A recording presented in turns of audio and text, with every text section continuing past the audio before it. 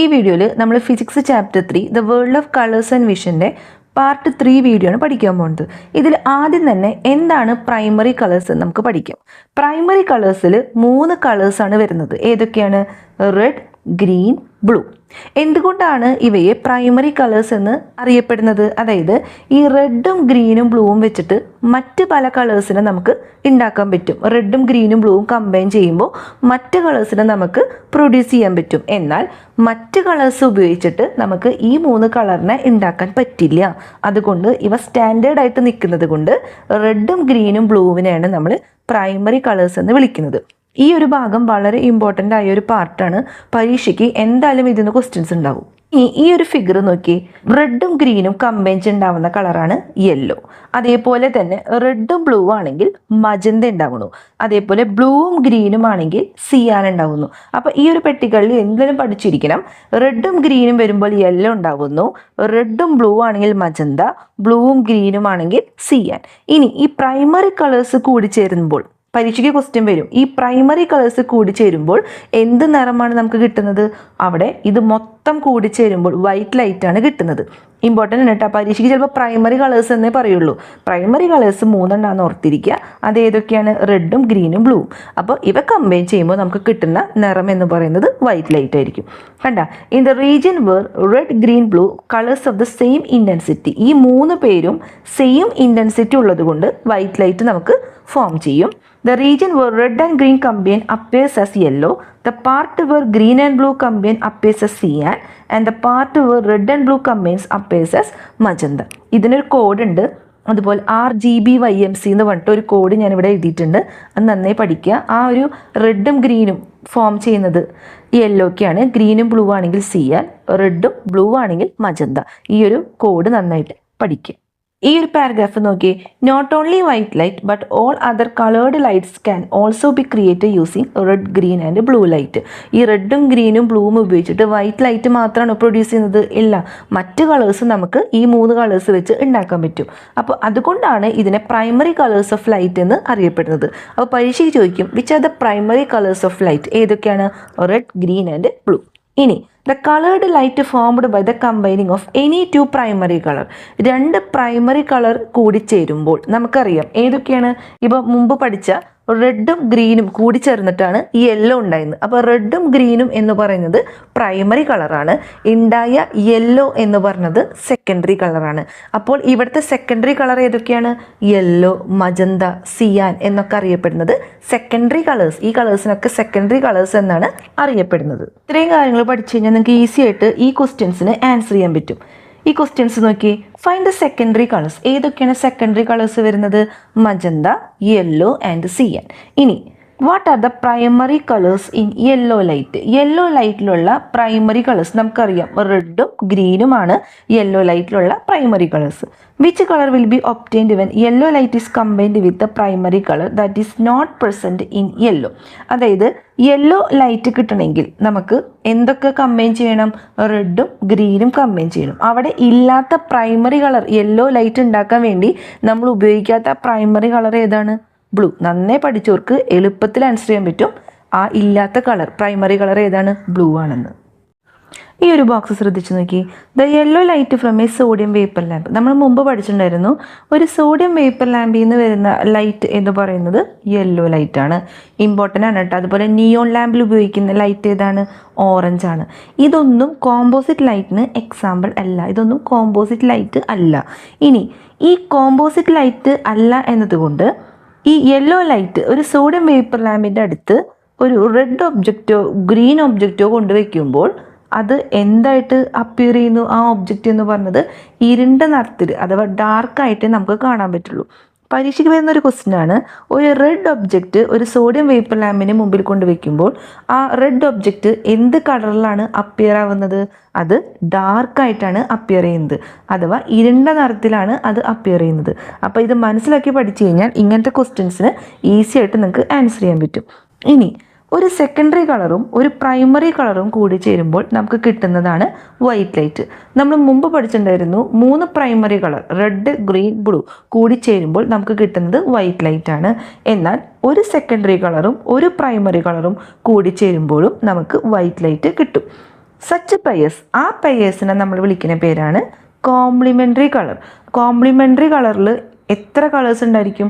ഒരു primary colour ഉണ്ടായിരിക്കും, ഒരു സെക്കൻഡറി കളർ ഉണ്ടായിരിക്കും. ഈ പ്രൈമറി കളറും സെക്കൻഡറി കളറും കൂടി ചേർന്നിട്ട് വൈറ്റ് ലൈറ്റ് കിട്ടുന്നു. അങ്ങനെയെങ്കിൽ ആ പെയേഴ്സ് ഓഫ് കളറിനെ നമ്മൾ വിളിക്കുന്ന പേരാണ് കോംപ്ലിമെൻ്ററി കളർ. ഈ ഒരു പെട്ടികളിൽ നിങ്ങൾ വേറെ രീതിയിൽ പഠിക്കേണ്ടി വരും. അതായത് ഇവിടെ നമുക്കറിയാം സെക്കൻഡറി കളർ എന്ന് പറയുന്നത് യെല്ലോ ആണ്. ഈ യെല്ലോ ഉണ്ടാവുന്നത് രണ്ട് പ്രൈമറി കളർ കൂടിച്ചേർന്നിട്ടാണ്. ഏതൊക്കെയാണ് ആ പ്രൈമറി കളർ? റെഡും ഗ്രീനും. എന്നാൽ ഇതിൻ്റെ കോംപ്ലിമെൻ്ററി കളർ എന്ന് പറയുന്നത് ഈ യെല്ലോ കൂടിച്ചേർന്ന രണ്ട് പ്രൈമറി കളറിൽ ഇല്ലാത്ത ഒരു കളർ ഉണ്ടല്ലോ, ബ്ലൂ. ബ്ലൂ അവിടെ വെറുതെ നിൽക്കുകയാണെങ്കിൽ അത് ഇവിടെ കോംപ്ലിമെൻ്ററി കളറായിട്ട് നമ്മൾ കരുതും. ഇനി മജന്ത എന്ന് പറയുമ്പോൾ റെഡും ബ്ലൂവും ഉള്ള പ്രൈമറി കളേഴ്സ് കൂടി ചേർന്നിട്ടാണ് മജന്ത ഉണ്ടാവുന്നത്. ഈ മജന്ത ഫോം ചെയ്യാൻ ഇല്ലാത്ത ഒരു പ്രൈമറി കളർ ഉണ്ട്. ഏതാണത്? ഗ്രീൻ. അപ്പോൾ ഗ്രീൻ ആണ് ഇവിടുത്തെ കോംപ്ലിമെൻ്ററി കളർ. അതേപോലെ തന്നെ സിയാൻ ഉണ്ടാവുന്നത് ബ്ലൂവും ഗ്രീനും കൂടി ചേർന്നിട്ടാണ്. അവിടെ ഇല്ലാത്തൊരു കളർ എന്ന് പറയുന്നത് റെഡാണ്. സോ അവിടുത്തെ കോംപ്ലിമെൻ്ററി കളർ എന്ന് പറയുന്നത് റെഡാണ്. ഒരു കാര്യം കൂടി നമ്മളിവിടെ പഠിക്കാനുണ്ട്.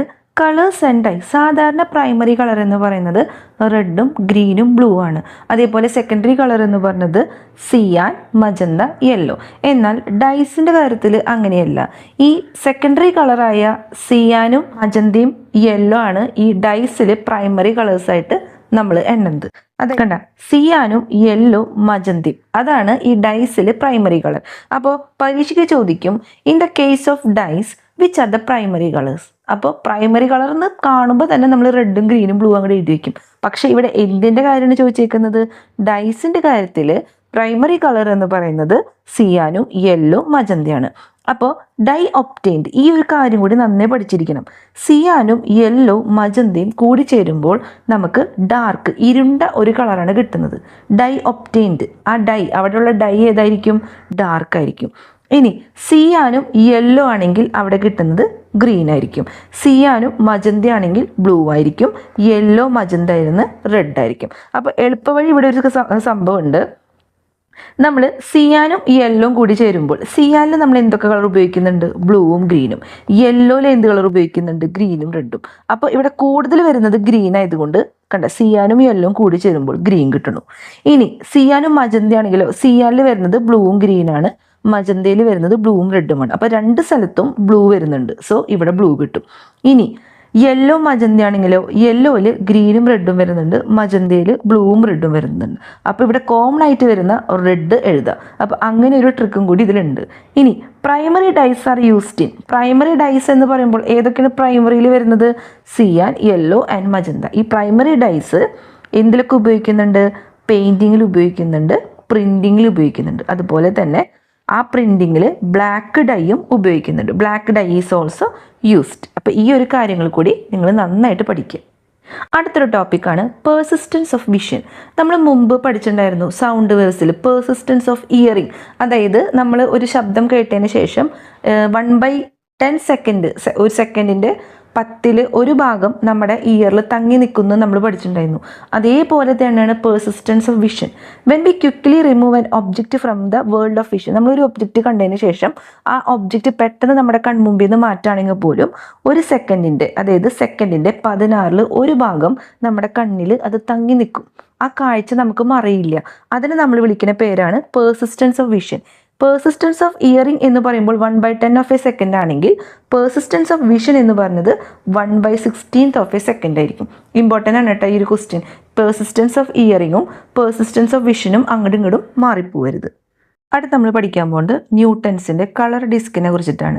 ഈ ഡിസ്കിൽ 7 കളർ പെയിൻറ്റ് ചെയ്തിട്ട് നമ്മൾ വേഗത്തിൽ കറക്കുമ്പോൾ ഇത് ഏത് നിറത്തിലാണ് അപ്പിയർ ചെയ്യുക എന്ന് പരീക്ഷയ്ക്ക് ചോദിച്ചു കഴിഞ്ഞാൽ അത് ഏത് നിറത്തിലാണ് അപ്പിയർ ചെയ്യുക? വൈറ്റ് കളറിലാണ് അപ്പിയർ ചെയ്യുക. അത് പരീക്ഷയ്ക്ക് വരുന്ന ഒരു ക്വസ്റ്റ്യൻ ആണ് കേട്ടോ. എന്തുകൊണ്ടാണ് അത് വൈറ്റ് കളറിൽ അപ്പിയർ ചെയ്യുന്നത്? അതായത് ഒരു കളർ നമ്മുടെ കണ്ണിലെത്തി, അത് റൊട്ടേറ്റ് ചെയ്യുമ്പോൾ ആ കളർ മായുന്നതിന് മുമ്പ് തന്നെ അടുത്ത കളർ നമ്മുടെ കണ്ണിലെത്തണം. അപ്പോൾ അവിടെ ഉണ്ടാകുന്ന ഫിനോമിനൻ എന്ന് പറയുന്നത് പെർസിസ്റ്റൻസ് ഓഫ് വിഷനാണ്. അപ്പോൾ the combined effect of all colours, അതായത് എല്ലാ കളേഴ്സും ഒരേപോലെ നമ്മുടെ കണ്ണിലെത്തുകയും അത് വൈറ്റ് കളറിൽ നമുക്ക് കാണപ്പെടുന്നതായിട്ട് തോന്നും. അപ്പോൾ ഇത് അപ്പിയർ ചെയ്യുന്നത് വൈറ്റ് കളറിലാണ്. ഫിനോമിനൻ ചോദിച്ചു കഴിഞ്ഞാൽ പെർസിസ്റ്റൻസ് ഓഫ് വിഷൻ. ഇനി ഇവിടെ ഒരു എക്സാമ്പിൾ നോക്കി. When A torch or A burning stick is rotated very fast. വളരെ വേഗത്തിൽ ഒരു ടോർച്ചോ ഒരു ബേണിംഗ് സ്റ്റിക്കോ കത്തിക്കൊണ്ടിരിക്കുന്ന ഒരു സ്റ്റിക്കോ നമ്മൾ വേഗത്തിൽ കറക്കുമ്പോൾ എ റിംഗ് ഓഫ് ഫയർ നമുക്ക് കാണാൻ പറ്റും അല്ലേ. ഒരു റിംഗ്, ഫയറിൻ്റെ ഒരു റിംഗ് നമുക്ക് കാണാൻ പറ്റും. ഇത് എന്തുകൊണ്ടാണ് എന്ന് പരീക്ഷയ്ക്ക് ചോദിച്ചു കഴിഞ്ഞാൽ എന്തുകൊണ്ടാണ്? Due to the persistence of vision. അതായത് ഒരു ലൈറ്റ് റേ, ഒരു ഭാഗത്തു നിന്നുള്ള ലൈറ്റ് റേ നമ്മുടെ കണ്ണിലെത്തി ആ ലൈറ്റ് റേ പോകുന്നത് മുമ്പ് അടുത്ത റേ നമ്മുടെ കണ്ണിലെത്തണം. അപ്പോൾ എല്ലാ റേയുടെയും ഒരു കമ്പൈൻഡ് എഫക്റ്റ് അവിടെ വരുന്നതുകൊണ്ട് നമുക്ക് ഒരു റിംഗ് ഓഫ് ഫയറിൻ്റെ രൂപത്തിലാണ് നമുക്ക് ഈ ഒരു സംഭവം റൊട്ടേറ്റ് ചെയ്യുമ്പോൾ കാണാൻ പറ്റുന്നത്. മെയിനായിട്ട് പറയുന്നത് ഒരു ഭാഗത്ത് നിന്ന് വരുന്ന ലൈറ്റ് റേ നമ്മുടെ കണ്ണിലെത്തി അത് നഷ്ടപ്പെടുന്നത്, അതവിടെ പേഴ്സിസ്റ്റ് ചെയ്യല്ലേ, അതിന് മുമ്പ് അടുത്തൊരു റേ നമ്മുടെ കണ്ണിലെത്തണം. അപ്പം അവിടെ ഒരു കമ്പൈൻഡ് എഫക്റ്റാണ് വരുന്നത്.